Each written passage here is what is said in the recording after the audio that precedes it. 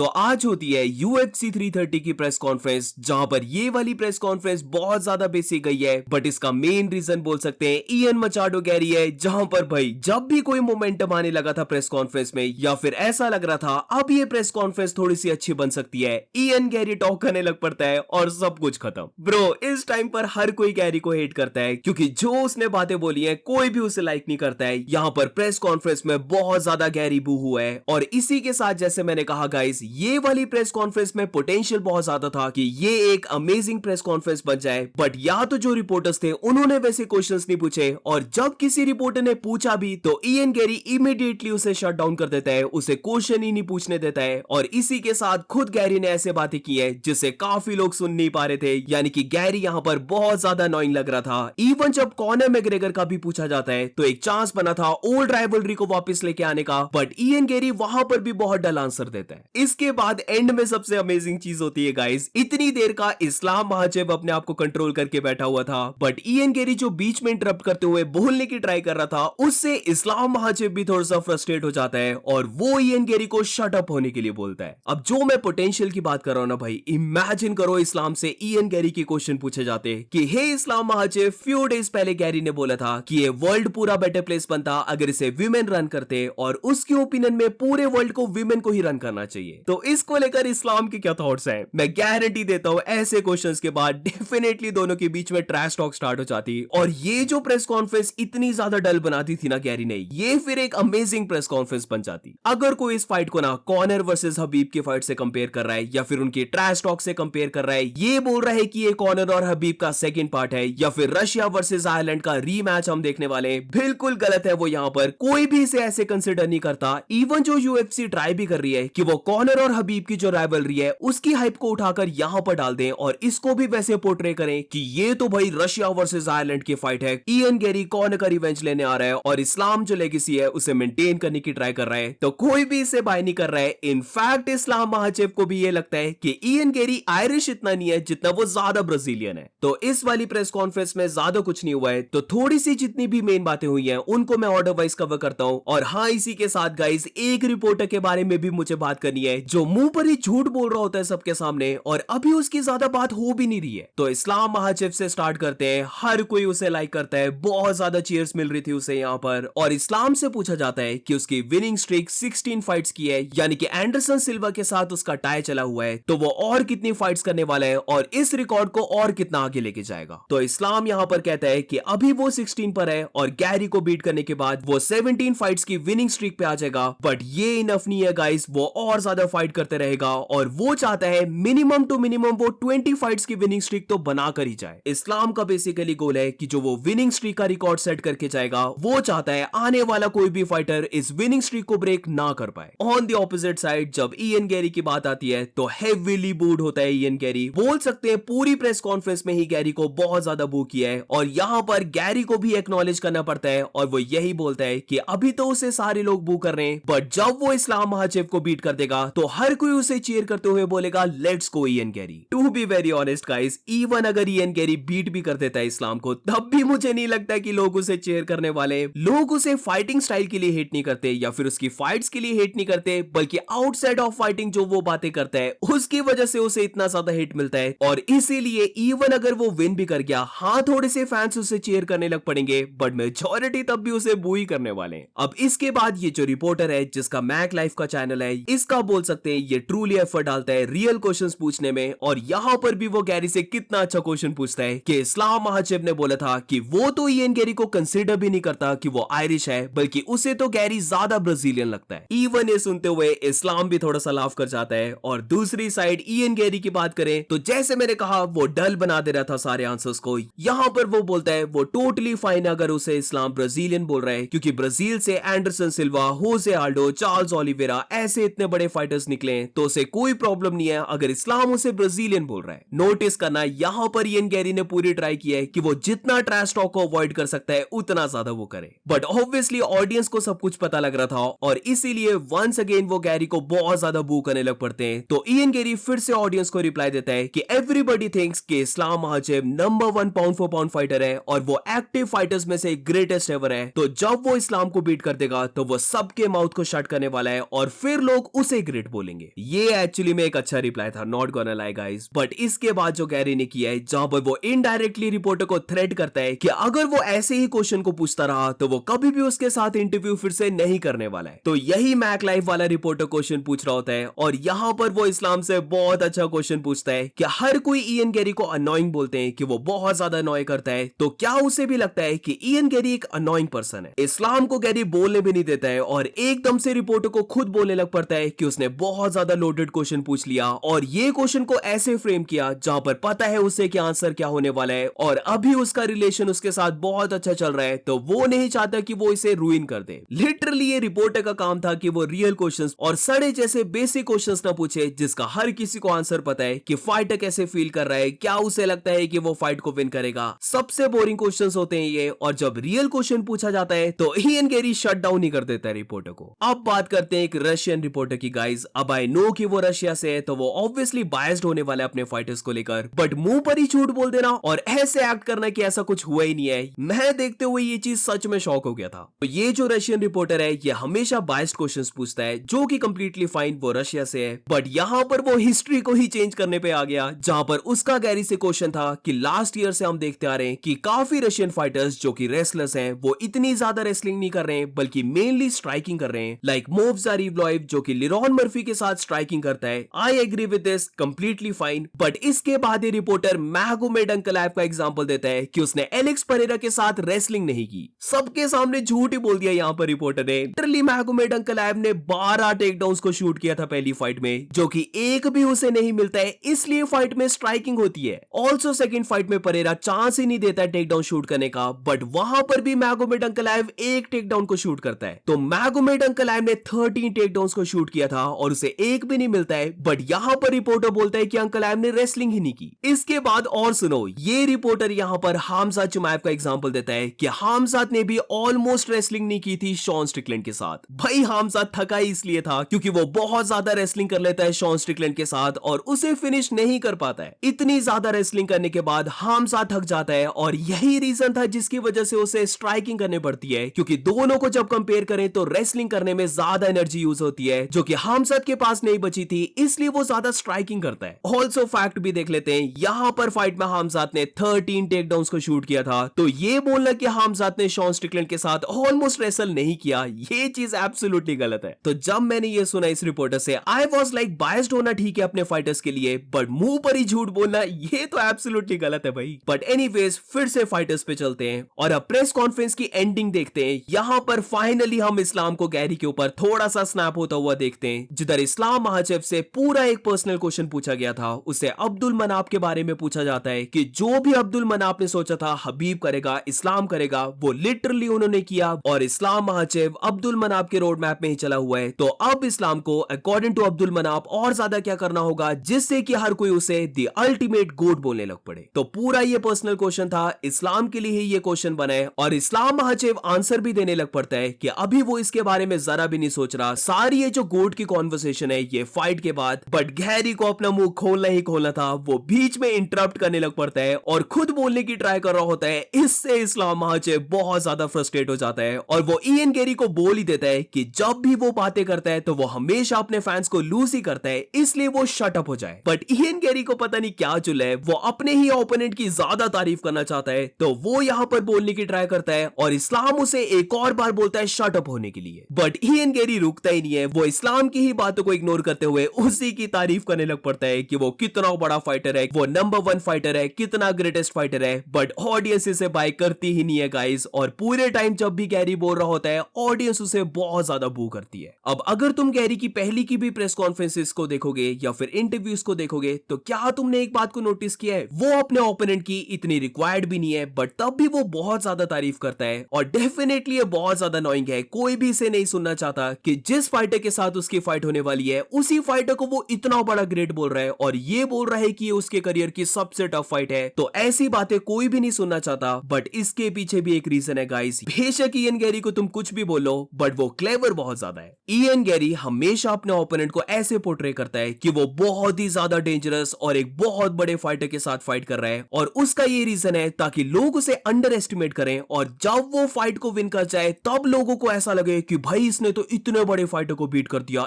इतने strong fighter को जिसकी तारीफ इसने खुद की थी कि वो कितना ज्यादा अमेजिंग है, ऐसे फाइटर को उसने बीट कर दिया। तो इससे क्या होगा, फैंस को ऐसा लगेगा कि गैरी के लिए करना बहुत ज्यादा मुश्किल था, बट वो करके दिखा देता है ये चीज। तो अगर गैरी का ओपोनेंट इतना बड़ा था तो फिर इयन गैरी उसे बीट करके और भी कितना बड़ा हो गया है। ये एक्चुअली में माइंड गेम से अगर देखा जाए तो, क्योंकि मैंने गैरी को बहुत ज्यादा नोटिस किया है, वो हमेशा ऐसे बात करता है और फिर जब वो विन कर जाता है तो ऑब्वियसली फिर वो अपनी तारीफ और ज्यादा करेगा। और अगर वो लूज कर गया, लाइक फॉर एग्जांपल अगर वो शावकात से लूज कर गया, तो काइंड ऑफ एक डिफेंस भी बन जाता है कि देखो सब लोग, उसने तो बोला ही था कि ये फाइटर इतना ज्यादा स्ट्रॉन्ग है, बट तब भी उसके साथ वो वॉर करता है और एंड में वो हल्के से मार्जिन से फाइट को लूज कर गया। एंड दैट्स इट गाइस, ये थी पूरी प्रेस कॉन्फ्रेंस। यहां पर एक और बार पता चल गया है कि आउटसाइड ऑफ फाइटिंग जो भी इयन गैरी बोलता है, उसकी वजह से जो उसका फाइटिंग करियर है वहां पर उसकी रेपुटेशन बहुत ज्यादा डाउन हो जाती है। क्योंकि एक टाइम पर इयन गैरी बहुत ज्यादा फेमस था, उसे हर कोई लोग लाइक करते थे, बट अब हार्डली उसकी बातों से कोई उसे लाइक करता है और काफी लोगों को लगता है कि हाँ इयन गैरी अनोइंग है काफी। But obviously guys, end of the day ये मैटर नहीं करता, क्योंकि अगर इयन गैरी इस्लाम महाचेव को बीट कर देता है तो ये सारी चीजें ना के बराबर हो जाती हैं। और मेनली जो टॉक चलेंगी वो यही चलेंगी कि इयन गैरी ने वन ऑफ द ग्रेट्स को बीट कर दिया। So that's it guys, do let me know in the comments तुम्हारे क्या थॉट्स थे इस प्रेस कॉन्फ्रेंस को देखते हुए। और इसी के साथ अगर तुम्हें वीडियो अच्छी लगी हो तो please make sure to like subscribe. मिलते हैं नेक्स्ट वीडियो में।